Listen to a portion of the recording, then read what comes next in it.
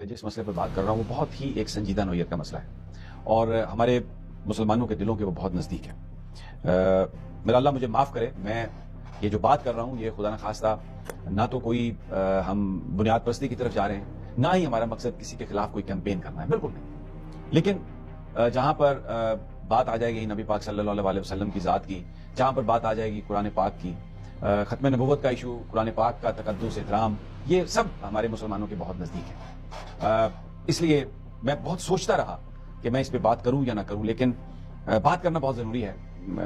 अल्लाह मेरा मुझे माफ़ करे, क्योंकि ये जो एक फ़ैसला हुआ है सुप्रीम कोर्ट में, काजी फाइज ईसा साहब और जस्टिस मुसर्रत हिलाली साहबा के 2 मेंबर बेंच ने, ये जंग अखबार ने ये रिपोर्ट किया कि सुप्रीम कोर्ट तौहीन कुरान और कादियानियत की तरवीज की दफात हज़फ करने का हुक्म। कुरान पाक में नबी पाक को भी हुक्म दिया गया कि सिर्फ अल्लाह का पैगाम पहुंचाएं, किसी को इस्लाम कबूल करने पर मजबूर न करें। आर्टिकल 20 के मुताबिक हर शहरी को मजहबी आज़ादी हासिल, आइन हर मजहब फिरके को अपना इदारा खोलने की इजाज़त देता है। आइन से हम रूगर्दानी नहीं कर सकते। केस से मुंसलिक अफराद ने कुरान पाक से रहनुमाई नहीं ली। ये फैसला जारी किया गया है और दफात जो हैं कादियानियत की तरवीज और तौहीन कुरान को रोकने के लिए जो दफात हैं उनको हज़फ करने का हुक्म दिया गया। अब ये एक बड़ी संजीदा बात है, क्योंकि मैं इस केस की थोड़ी सी आपको तफसील भी दे देता हूं।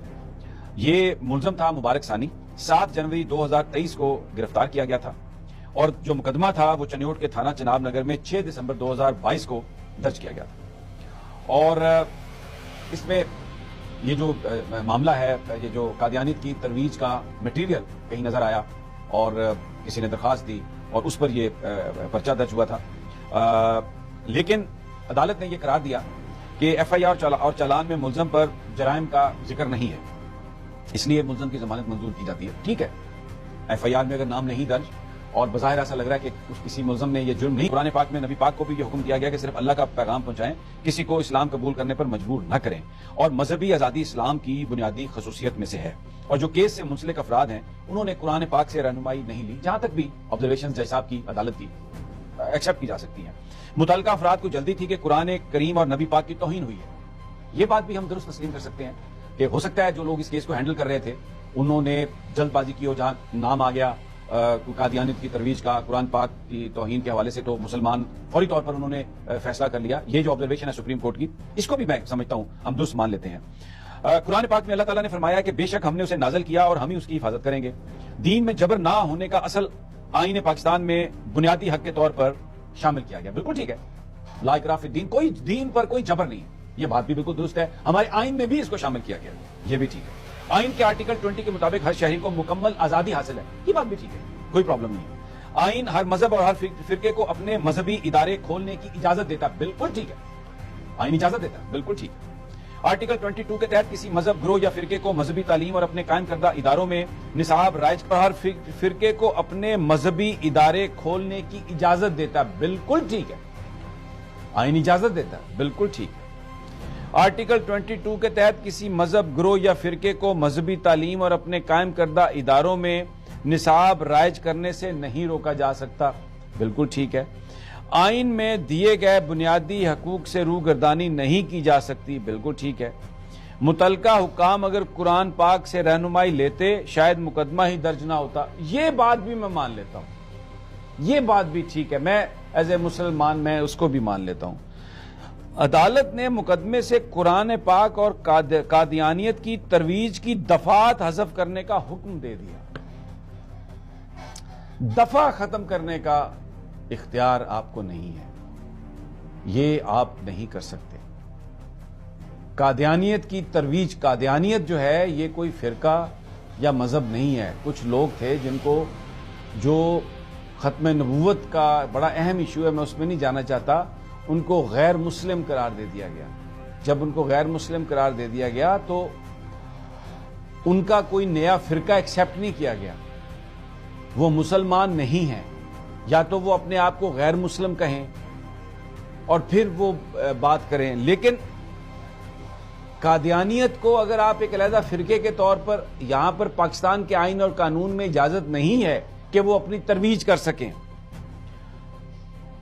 ये जो दफात हज़फ करने का हुक्म दिया काजी फाइज ईसा साहब ने, अगर کوئی چیز ایسی تھی تو اس کا ایک پراپر طریقہ اختیار کیا جانا چاہیے تھا. وہ اسلامی نظریاتی کونسل کو آپ ریفر کرتے, آپ علماء کو اس پہ بٹھاتے, آپ اپنی آبزرویشن دیتے کہ میں یہ سمجھتا ہوں کہ قرآن پاک ہمیں یہ رہنمائی دیتا ہے اور یہاں پر یہ چیز مجھے اس کے کانفلکٹ میں نظر آ رہی ہے تو اس کو ہٹا دینا چاہیے. علماء کی رائے شامل ہونی چاہیے تھی اس میں اور پراپر فورم پہ یہ بات ہوتی. لیکن یہ قاضی فائز عیسیٰ صاحب کے پاس یہ اختیار نہیں ہے کہ وہ دفعات ختم کریں. کوئی ان کے آگے کوئی پٹیشن ہے کسی چیز کی کہ جناب اس کو آپ ان دفعات کو یہ خارج کریں, یہ فنڈامنٹل رائٹس کی یہ خلاف ورزی ہے. آپ اپنی مرضی سے آپ کسی ملزم کی ضمانت لیتے ہوئے آپ دفعہ بھی خارج کر سکتے ہیں, یہ غلط ہے. دس از ناٹ رائٹ. آپ کا کیا ایجنڈا ہے؟ کیا آپ اس ملک میں دوبارہ اس آگ کو جلانا چاہتے ہیں؟ کیوں آپ نے یہ کی یہ بات؟ سوال ہے میرا یہ آپ سے. آپ دفعات حذف نہیں کر سکتے. آپ قانون دیکھیں, آپ کوئی چیز اگر آپ نے محسوس کیا ہے کہ میں نے جیسے پہلے عرض کیا تو آپ اس کے لیے پراپر فورم پر بھیجیں. یہ قادیانیت کا مسئلہ, قادیانیت کا تعلق جو ہے وہ ختم نبوت سے میں زیادہ بات نہیں کرنا چاہتا. ہم لوگ خدا نخواستہ یعنی دین کو بنیاد بنا کے کوئی تفرقہ پیدا نہیں کرنا چاہتے, لیکن فوری طور پر آپ کائنڈلی اس کو ریویو میں لے جائیں اور اپنے اس فیصلے کو واپس لیں. یہ فیصلہ ٹھیک نہیں ہے. اس پر بڑا احتجاج ہے لوگوں کے دلوں میں, بڑا دکھ ہے لوگوں کو اس بات کا. میں نے بہت سارے لوگ, مجھے پتا نہیں تھا, میں عمومی طور پر ان چیزوں سے اوائڈ کرتا ہوں, لیکن یہ مسئلہ یہ ہر مسلمان کا مسئلہ ہے. آپ ترویج جو قادیانیت ہے اور توہین قرآن کی دفعات حذف نہیں کر سکتے آپ یہ.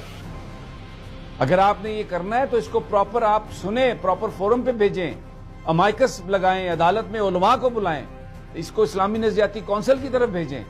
جب قادیانیت کا فیصلہ ہوا تھا تو پوری جو ہماری اسمبلی تھی وہ عدالت بن گئی تھی اور وہاں پہ جو تمام سٹیک ہولڈرز ہیں ان کو بلا کے اس پر بات کی گئی تھی. اس کے بعد قادیانیوں کے حوالے سے یہ بات کی گئی تھی. ان کو پورا ان کی پروٹیکشن ہے پاکستان میں, کوئی ان کو کچھ نہیں کہتا قانون. لیکن یہ جو آپ نے کام کیا ہے, آپ نے ایک پنڈورا باکس کھولنے کی کوشش کی ہے.